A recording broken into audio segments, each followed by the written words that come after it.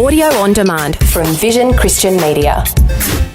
Foundations. You've given a banner to those who fear you, that it may be displayed because of truth, that your beloved may be delivered, saved with your right hand and hear me. This banner is a place of safety and security for God's beloved. Foundations. Understanding the Jewish foundations of our Christian faith. With Robbo Robinson and Mandy Warby. We've been learning about the names of God, and he uses his names to reveal different facets of his nature and his character and attributes.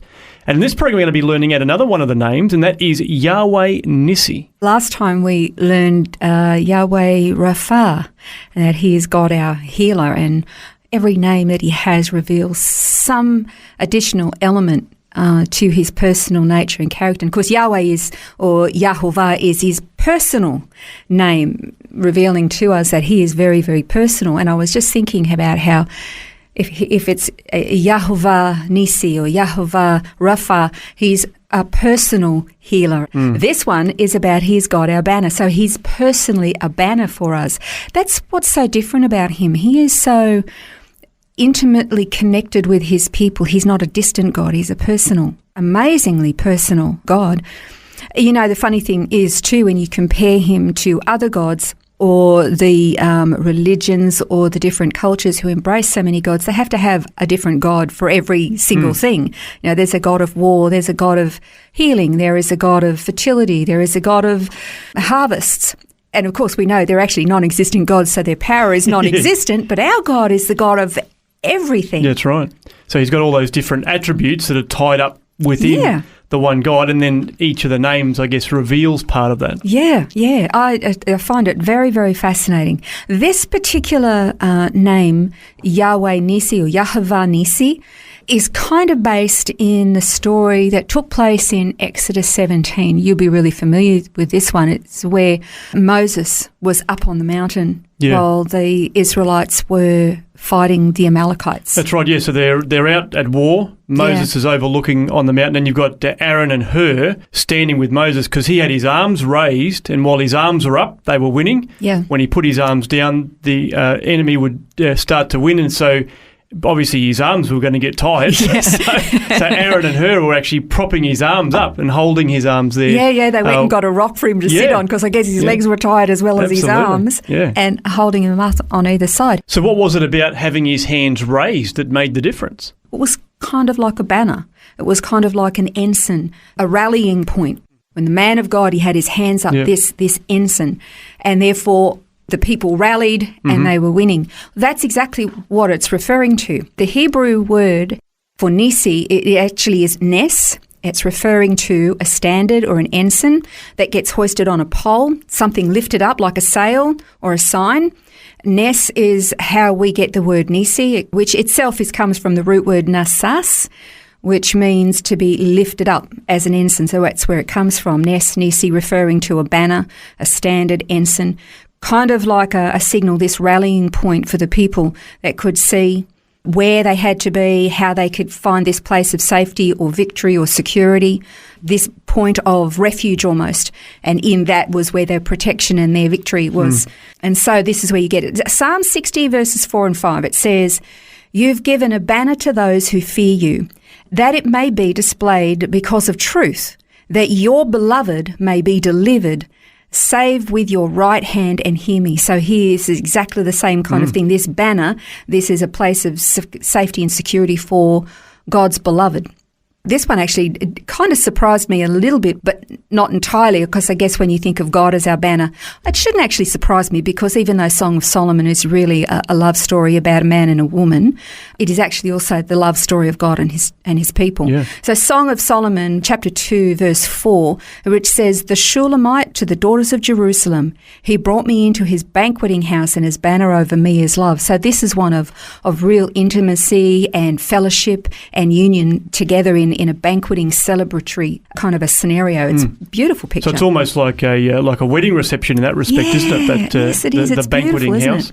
Also, there's another great example of this, Isaiah 11, verses 9 to 12. It says, "They shall not hurt nor destroy in all my holy mountain, for the earth shall be full of the knowledge of the Lord, as the waters cover the sea. And in that day there shall be a root of Jesse, who shall stand as a banner to the people. For the Gentiles shall seek him, and his resting place shall be glorious. It shall come to pass in that day that the Lord shall set his hand again the second time to recover the remnant of his people who are left from Assyria and Egypt, from Pathros and Cush, from Elam and Shinar, from Hamath and the islands of the sea. He will set up a banner for the nations and will assemble the outcasts of Israel and gather together the dispersed of Judah from the four corners of the earth. Do you know, when I hear or read that scripture, what I really like about that is all those particular nations that you mentioned, according to their ancient names, they're all referring to the nations throughout the Middle East today. And then, of course, it progresses from there, from not just the Middle East, but to all the four corners of the earth. Yeah. And this is talking about God bringing this rallying point, being a banner to bring his people all together with an ensign, a sign, to get them into this place of security. He's going to protect them. But there's a particular line in that particular verse that I love. It says that, and it'll come to pass, or it shall come to pass in that day, when the Lord shall set his hand again the second time to recover the remnant of his people who are left, and then names where they're left from. When it says the second time, that's important because it's talking about regathering the people. The first time they were dispersed was during, the Jewish people, was during the Babylonian dispersion when they went into captivity. And then they all came back from Babylon. But this is talking about the second time, after the temple was destroyed in Jerusalem in the year 70 AD by Titus Vespasian. The Jewish people were dispersed a second time, but not to Babylon, to the whole earth. And 2,000 years later, we have seen God being this banner to his people, this giving them this sign, bringing them back into the land this second time, where they're protected, where they're secure, where they're blossoming. And he is covering them despite the fact that they're surrounded by all the nations who are keep saying, we're going to destroy you, destroy you, destroy you, and yet God is this banner of protection. That's right. This refuge, this sanctuary, really. Yeah. The detail of these prophecies that we read, and we kind of go, oh yeah, he brought him back again a second time. We kind of brush over it and think, well, we don't know what it means, so we'll just pretend it does. It's not there, but it's remarkable. Yeah, it is. And just to think that they're coming out of those nations like Ethiopia and Egypt and Syria and those sorts of nations, as you say, surrounding Israel today. Yeah. It's quite amazing. It is amazing. And, you know, it doesn't stop there, because that verse is also talking about the root of Jesse.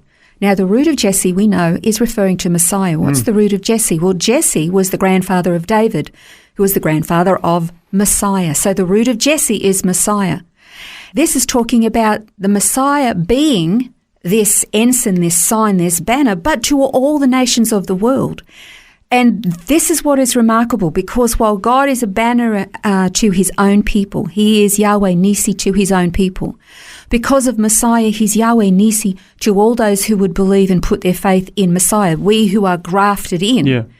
So not only do we look at this and we say, God, Yahweh Nissi, is a banner to his people, this place of refuge and protection and a sanctuary to them or for them.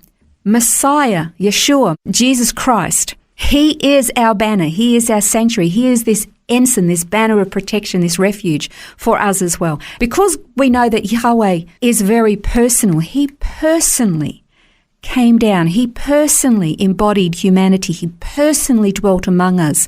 He personally paid our debt by dying on a cross. He personally rose from the dead, conquered death and hell, and personally resides in us and is our refuge and our strength, in spite of what's going on around us in the world. Yeah. He personally invites us then to be a part of him as well, isn't it? Yes, he does. His invitation to the whole world. And I don't understand why people don't say yes. Well, in the next program, we're going to learn about yet another one of the names of God, and that is Yahweh M'Kadesh. This has been Foundations, a look at the Jewish foundations of our Christian faith. For study notes, resources and more, see vision.org.au/foundations. Thanks for taking time to listen to this audio on demand from Vision Christian Media. To find out more about us, go to vision.org.au.